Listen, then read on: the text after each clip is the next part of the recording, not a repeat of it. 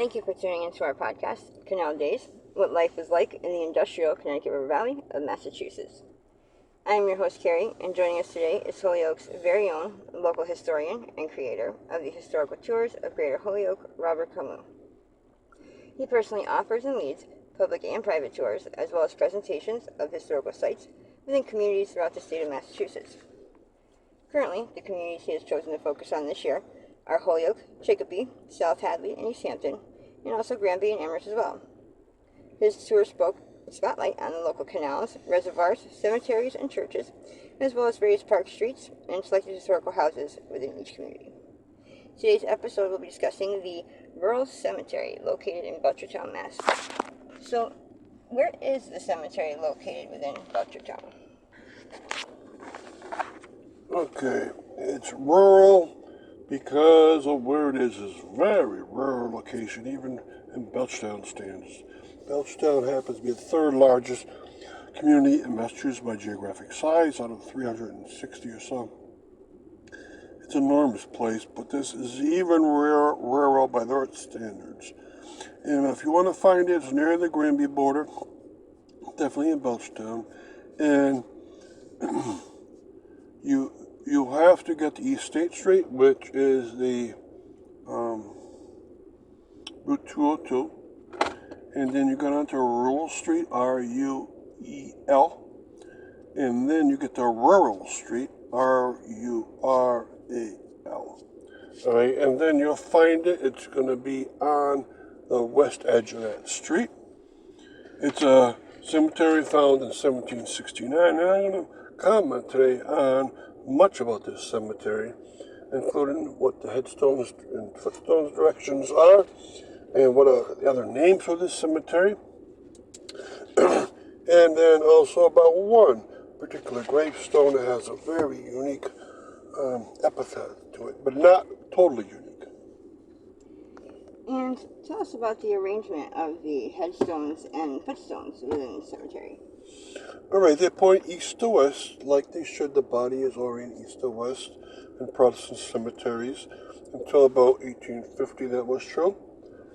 And the head should be pointing towards the west, and the feet and legs towards the east. The footstones should have an inscription pointing towards the east itself. The headstone should have an inscription pointing towards the west itself.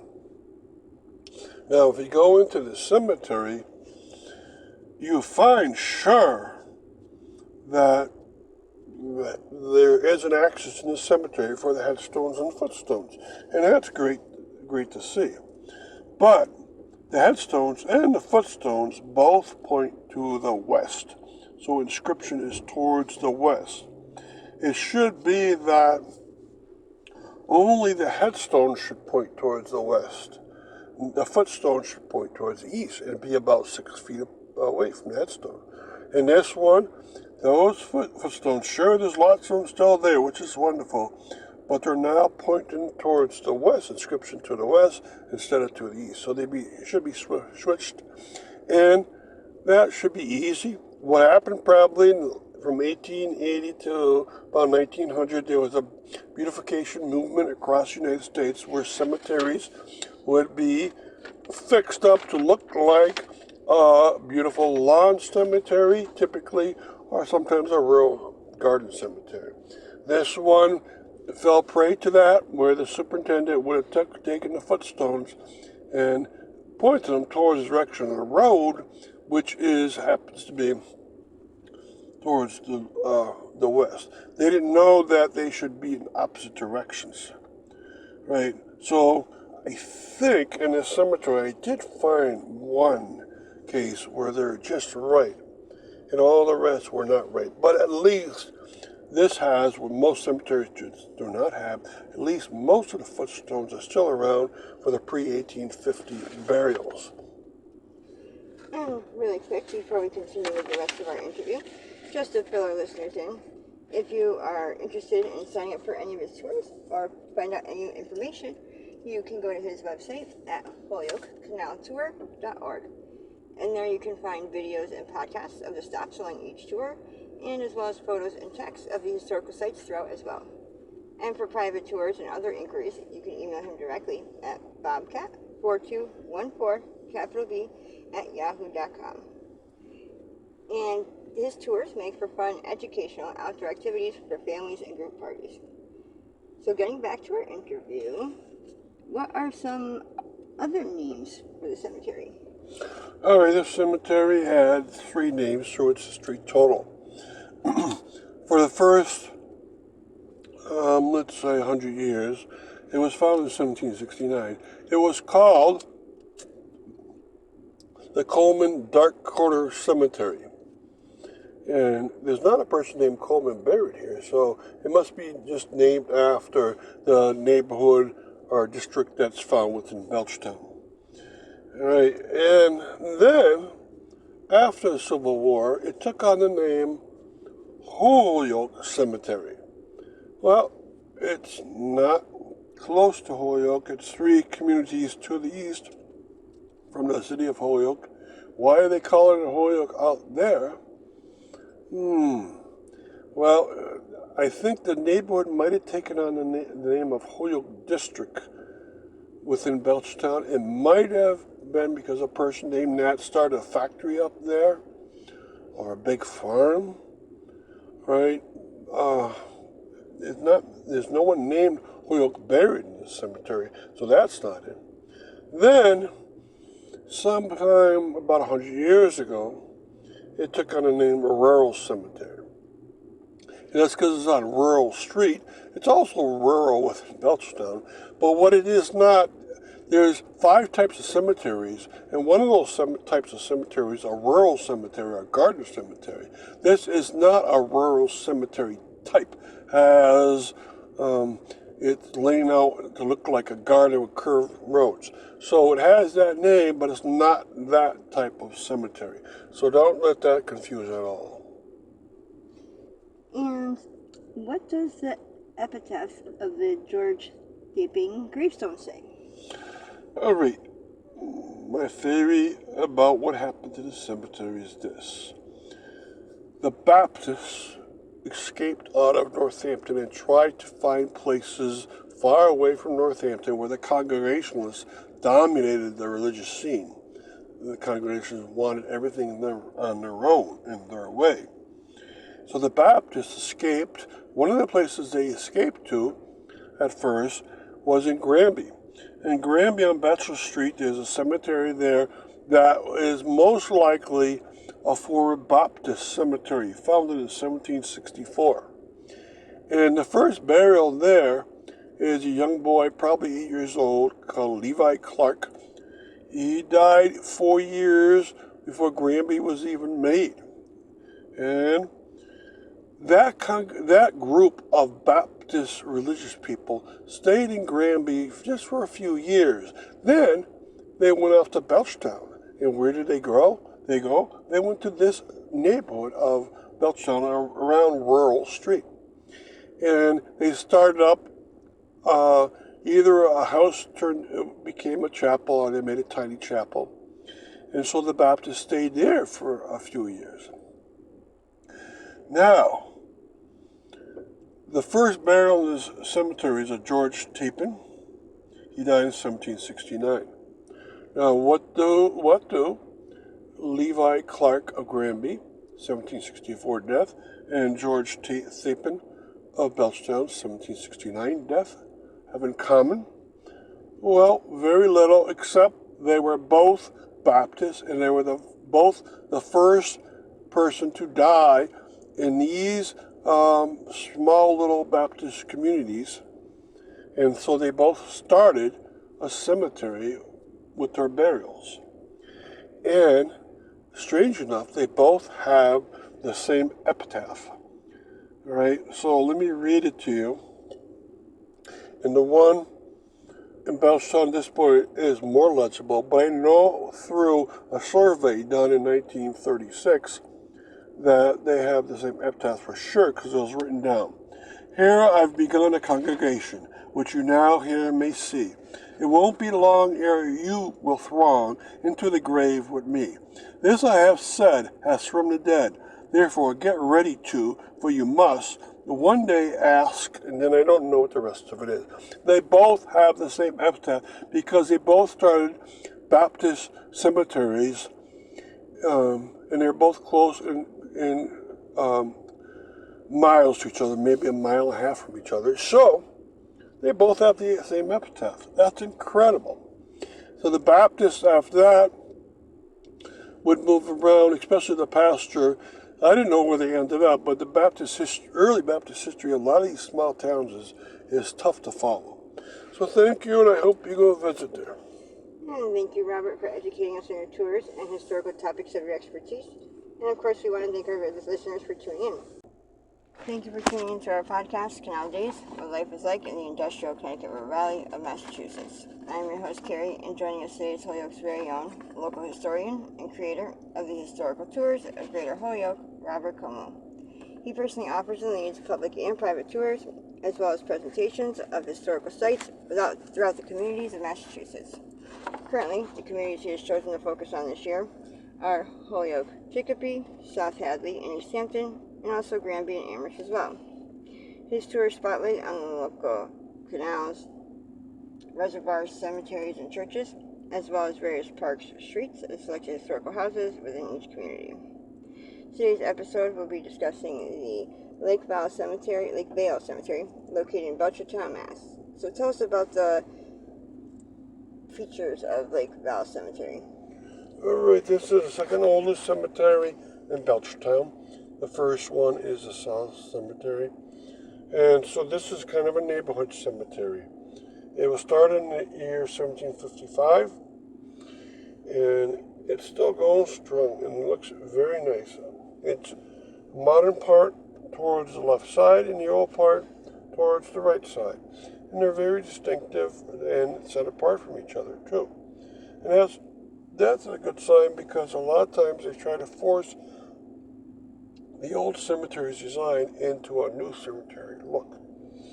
All right, now we're going to talk about today the layout of the cemetery, including the gate and walls, and then the headstones and footstones in this orientation. And then we're going to talk about some of the unique looking gravestones and unique people inside of this cemetery. All right, now the cemetery goes by the name Lakeville Cemetery, but it also has gone by the name Metacomet Cemetery or Pond Hill Cemetery. And you can find it on Bay Road and Belchertown. Okay, and there's a great variety of people there. Remember, it's a neighborhood cemetery, so most people in there would have been living in this particular neighborhood. Belchertown is the third largest community in Massachusetts by geographic size. Now, once you start walking around cemetery in the old part, you'll get the sense that it's a vale. A vale means up and down. That's what the cemetery does. And it's near a lake. It's next to Lake Metacomet and Lake Acadia. So, we're going to talk about this beautiful cemetery today and how it fits into its neighborhoods. And tell us about the layout of the cemetery, including the gates and the walls. All right, the modern part is with a wrought iron gate around and a wrought iron fence. But more importantly, the old part is where it gets fun because in 1954, they put a new wall around the entire old part. They took out the old wall and put in the new one. And this was well known because they had a wonderful article about it. All right, and then in 1960, to make it even better, they put a new gate right across the only roadway into that old part. And so you had, within a few years, this beautiful wall and gate put in. The gate was a beautiful wrought iron one. All right, and in this part, the old part, again, is very hilly, up and down constantly. But on four sides, you have the wall. That means that the modern part, to the left, has the wall separated from the old part. And so you have to, if you want to walk over there, you have to walk out of the cemetery onto the road and then back in to the old part. Right? Most people park in the modern part, and then from there you can get into all parts of it. Now, what we're going to learn today is that This beautiful cemetery has a beautiful arrangement, a nice arrangement. And real quick before we continue with the rest of our interview, just to fill our listeners in, for more information or to sign up for any of his various tours, you can check out his website at holyokecanaltour.org. And there you can see podcasts and videos of the stops along each of his tours, as well as photos and text of the historical sites throughout as well. And for other inquiries, you can email him directly at bobcat4214, capital B, at yahoo.com. And his tours lead for fun, educational, outdoor activities for families and group parties. Getting back to our interview, are the headstones and footstones oriented correctly? Now, in a cemetery, you're supposed to have all pre-1850 burials arranged so that the inscribed part of the headstone points towards the west. Then you have the burial, and then you have the footstone at the foot of the burial.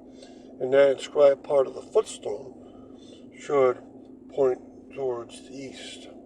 And thus the body lies along the east-west axis. The head is towards the west, the feet are towards the east. And both inscriptions are outwards. Now, in this cemetery here, most of the inscribed headstones are pointing towards the west correctly. But only a few of them have the correct arrangement.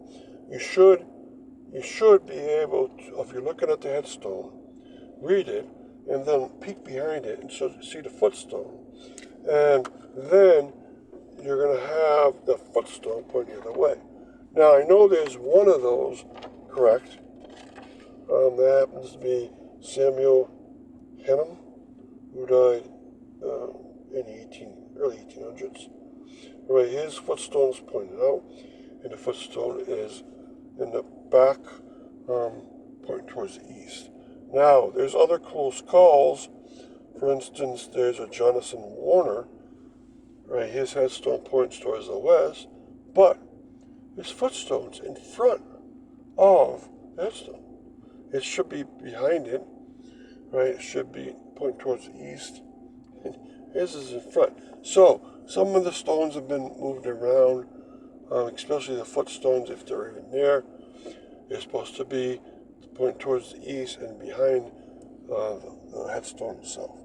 So, some are close calls. One is right on, and others are way off. And most of them have footstones gone. Usually they're thrown out. And as you went past the 1850s into the 1900s, superintendents of cemeteries didn't care anymore about traditions, and so they started throwing footstones out and moving stones around. But this place is very close, and the reason why they had that wall of separation put in. And tell us about some of the unique gravestones. Okay, of course, all the old stones are beautiful, wonderful, usually brown stones, a lot of times marble, sometimes shell. The one on Jonathan Warner is nice to read, beautiful inscription on this side of it. There's one headstone that's almost into a tree trunk. There's another headstone, that of Deborah Phelps, that cracked into 4 pieces, and they used a bond called yawn bond to bond it together. There's one of Mary Smith, daughter of Joseph Smith, and her headstone as an angel, and then the wings are with the inscription itself. And then I told you about the Samuel Hunnam, who has probably the best orientation of all the stones. So it's a fun place to walk around, especially since its veils go up and down. And all the sections are filled in except a few. Count the oldest stones towards looking towards the modern section, but still in the old section. Those are the old ones. But if you go in the back middle of that walled-in section, there's a lack of stones. And that's probably the potter's field, all right? And it is one place with a deep dip inside of it. So thanks for going there and visiting. Make sure you check out both modern and old. And thank you for listening to the podcast. And thank you, Robert, for educating us on your tours and historical topics of your expertise. And we want to thank our listeners for tuning in. And you can find a large selection of his podcasts on his website as well as on SoundCloud.com. And be sure to stay up to date with new videos and podcasts posted daily. Thank you and hope you tune in again.